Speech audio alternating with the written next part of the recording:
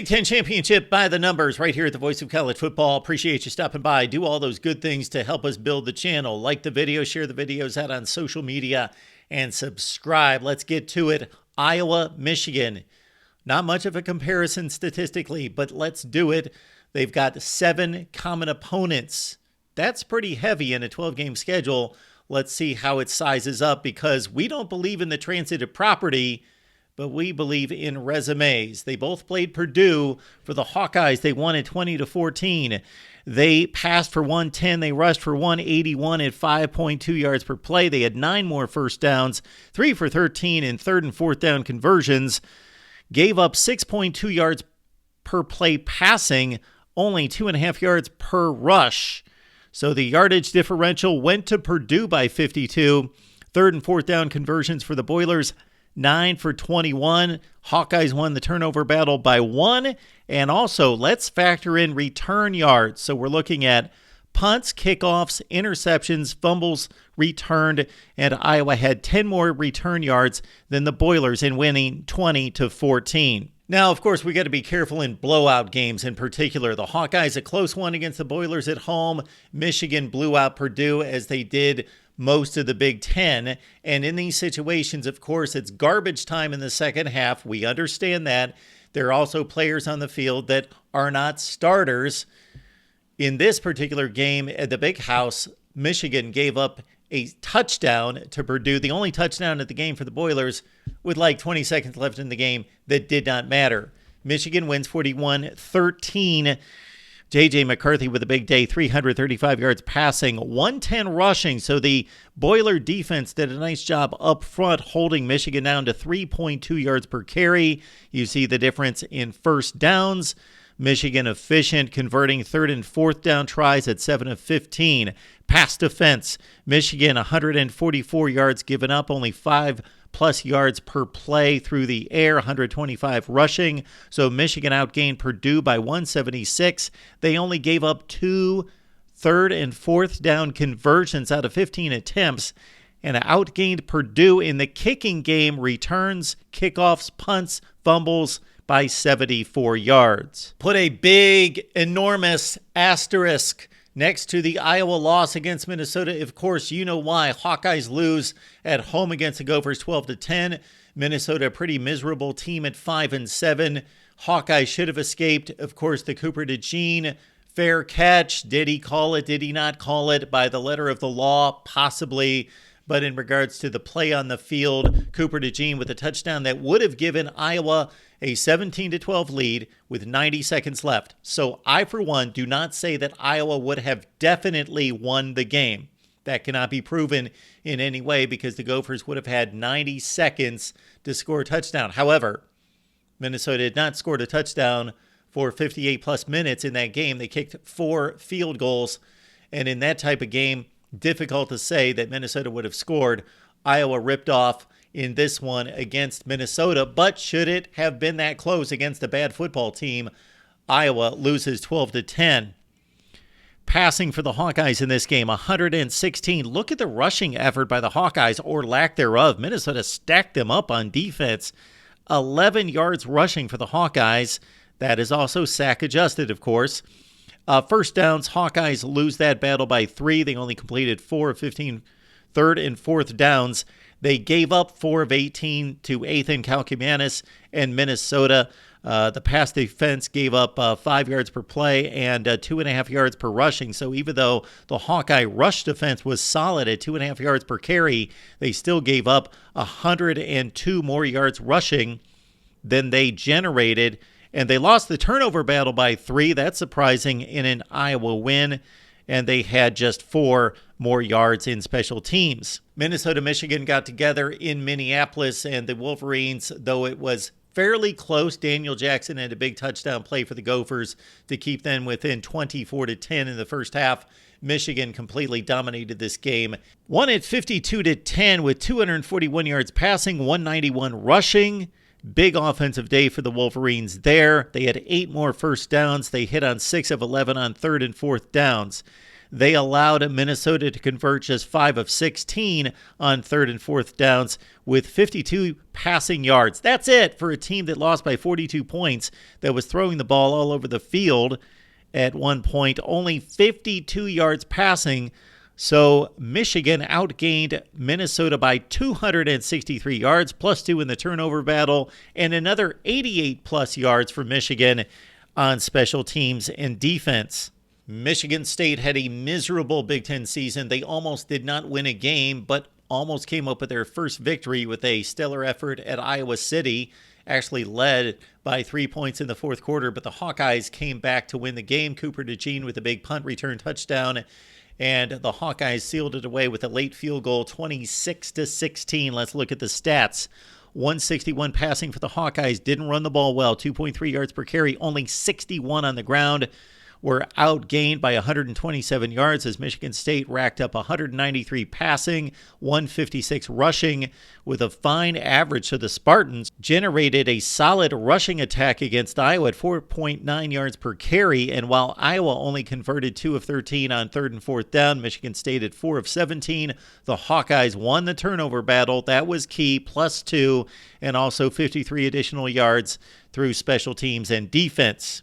On the Michigan side, they completely annihilated Sparty 49-0. J.J. McCarthy threw for 357 at over 10 yards per pass. 120 rushing. Didn't dominate on the ground at 3.5 yards per carry, but 18 more first downs. 7 of 11 third and fourth down conversions, and they really just held down Michigan State in outgaining the Spartans by 295 yards, plus 2 in turnovers, and 82 additional yards for Michigan through kickoff returns, interceptions, and punt returns as well. Deacon Hill threw a late interception that almost did in the Hawkeyes in their regular season finale at Nebraska in a 10-10 ball game, but Chubba Purdy gave it right back, and so the Hawkeyes kicked the game-winning field goal against Nebraska to defeat the Huskers, as they typically do, 13-10. Let's look at the numbers. 94 passing for the Hawkeyes, ran the ball fairly well, 163 yards, and then a 22-yarder late that was key in getting that field goal, plus 4 in first down, 7 of 19 in third and fourth down conversions.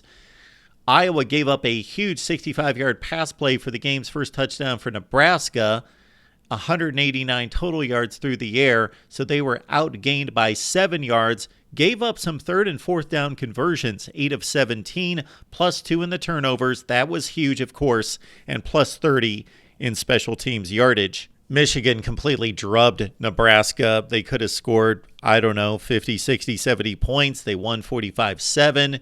They ran it well. They passed it well.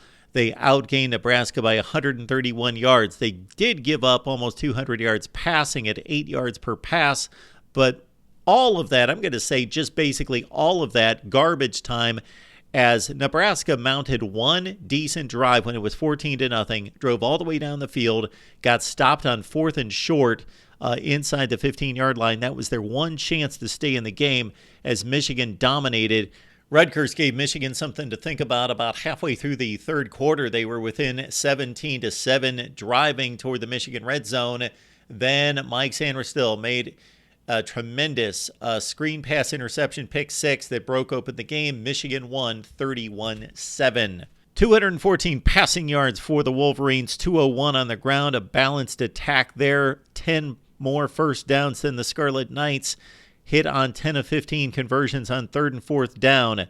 They held that Rutgers rushing attack to 77 yards, 3.3 on the ground. So Michigan outgained the Scarlet Knights by 158. Held Rutgers to 3 of 13 conversions on third and fourth down, and won the game by 24. For the Hawkeyes, this was a slow grind and a dominant win, as it was a close defensive game. The Hawkeyes led 3-0 at half. Get into the third quarter, they made it 6-0, then 12-0, and they just slowly pulled away to a 22-0 shutout. Iowa was by far the better team in the second half. They passed for 223 yards as Deacon Hill has put up a couple 200-yard games during the latter half of the season. They ran the ball tremendously in the second half, in particular by notching 14 more first downs than Rutgers, and a very efficient 11 of 20 in converting third and fourth downs. On the flip side, the Iowa defense was lights out, holding Gavin Wimsatt to 93 yards passing, 34 on the ground for a Rutgers team that boasted the Big Ten rushing champion in Kyle Monangai. And then you've got a 275-yard difference in yardage, which is unheard of for the Hawkeyes, as they gained 400 yards for the first time in 2.5 seasons, and again, won by 22 points. Here is the big one to compare in many ways, because this is the only team that challenged Michigan in a comp with Iowa. So the other games, the numbers get skewed in the second half again when guys are on the bench and there's motivation that can be questioned. But against Penn State, both teams had big games against Penn State. Of course, Michigan went to Happy Valley, so did Iowa. Let's check out the comparison first for the Wolverines. Michigan wins a game 24-15 and famously had 32 consecutive rushing plays to close out the game. So it was only 60 yards passing, but J.J. McCarthy hit on 7 of 8. So they were effective passing in the first half when they needed to. Once they figured, hey, Penn State can't move the ball against us, they're not a threat, and they jumped it out to a 17-9 lead, even though that's only one score. Sharon Moore was confident that the Wolverines' defense would do the job, and that they did. In the rushing attack, 227 yards at 4.9 yards per carry. If you look at defensively, Michigan totally shut down Drew Aller at 74 yards passing. Penn State did run the ball rather well at 4.7 yards per carry. Wolverines had a 49-yard difference in yardage and held Penn State to 6 of 17 third and fourth down conversions. Iowa, on the other hand, put up one of the most anemic showings of offense you will see in college football, losing 31-0. 56 yards passing, 20 rushing. They gave up 24 more first downs, 28-4. They converted 1 third or fourth down. And then Penn State, not explosive on offense, didn't need to be. Outgained Iowa by 321 yards, just a complete annihilation. 13 of 24, that's efficient in third and fourth down conversions. So while the Hawkeye defense put in a bad spot, the Penn State offense did perform rather well in this matchup. And of course, the Hawkeyes lost the turnover battle by 4 in losing 31-0. Now let's add it all up and see where Michigan and Iowa compare against these 7 common opponents. Michigan outscored these 7 teams by 190 points, Iowa by 8 points. Michigan had almost twice as much passing yardage. They had over 500 yards more rushing. They had 62 more first downs than their opponents, Iowa -5. The third and fourth down conversion rate, Michigan well over 50%, Iowa just over 30% there. Now we look at the defense, and that's a more apt comparison there, as Iowa gave up just about 1,000 yards through the air. Michigan only 782. They're about even in rushing defense given up there.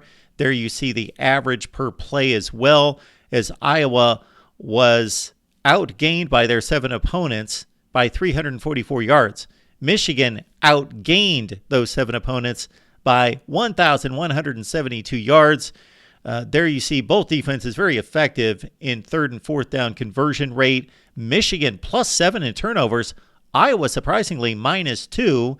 And then both teams did a good job of having hidden yardage through kickoff, punt returns, and interception and fumble returns. Michigan +337, Iowa +152.